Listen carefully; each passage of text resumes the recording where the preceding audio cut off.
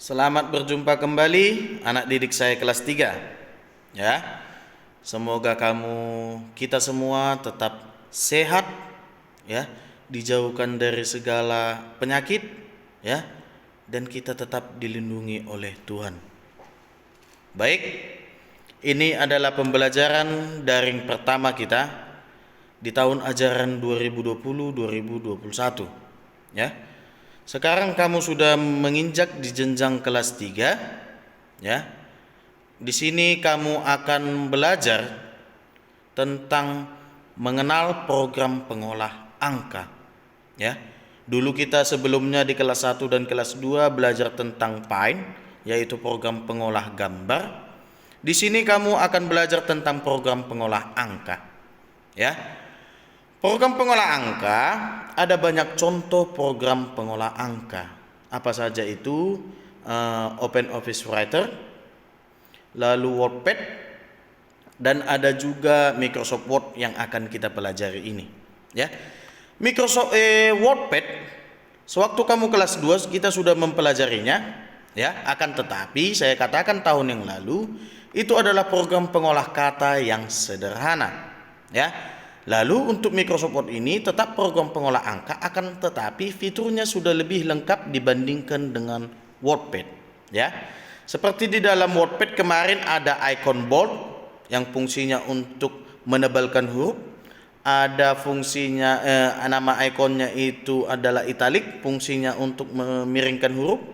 Lalu ada underline yang fungsinya untuk menggarisbawahi kalimat atau huruf ya. Sama saja di dalam Microsoft Word pun ada juga icon seperti itu dan fungsinya sama saja ya. Di dalam Edmodo kamu sudah saya berikan, sudah saya share ya, sebagai tambahan materi kamu. Itu boleh kamu catat, itu boleh kamu ringkas, lalu itu boleh kamu pindahkan ke dalam buku catatan kamu ya.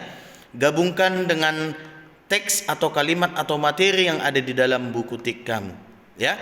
Nanti akan saya periksa suatu saat catatan kamu itu semua harus lengkap dan semua harus rapi. Oke?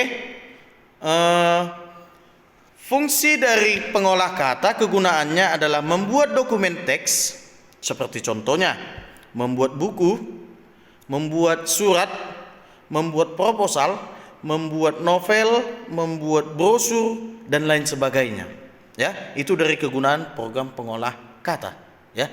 Jadi seperti buku kamu itu diketikkan di dalam Microsoft Word lalu dicetak ya menggunakan print ya.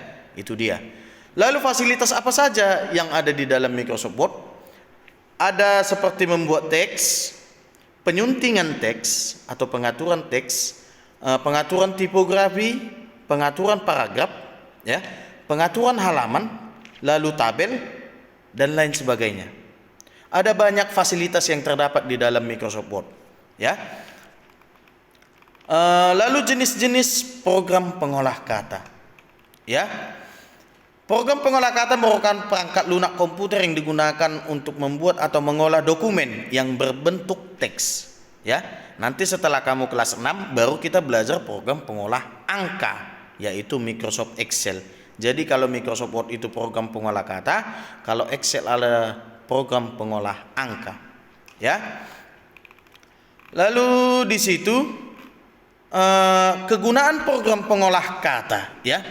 Kegunaannya yang pertama untuk keperluan surat menyurat ya, membuat proposal ataupun laporan. Ini biasanya digunakan di kantoran, seperti di sekolah kita juga ada di tata usaha ya. Untuk keperluan surat menyurat antar instansi atau sekolah bisa kita gunakan Microsoft Word sebagai wadah tempat kita mengetik suratnya ya.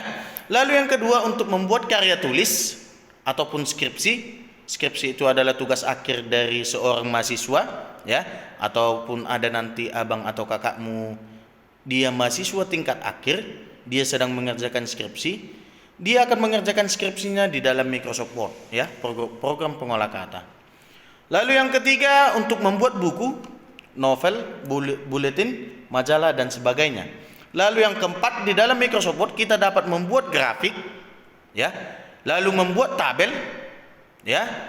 Lalu yang kelima, membuat tulisan menarik seperti poster dan juga brosur, ya. Itu semua bisa kita lakukan di dalam program pengolah kata. Oke?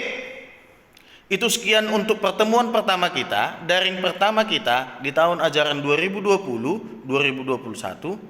Ya, ingat file yang saya kirimkan di dalam Edmodo kelas kamu itu boleh kamu pindahkan ke dalam buku catatan kamu, ya. Begitu juga dengan yang ada di dalam buku paket. Oke, sekian dulu dari saya.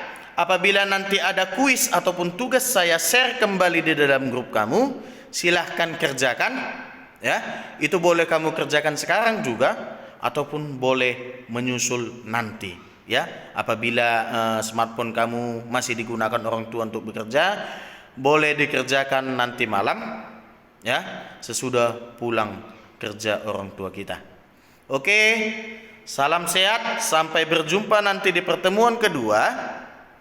Semoga materi ini dapat menambah ilmu kamu di pertemuan pertama kita. Sekian dan terima kasih.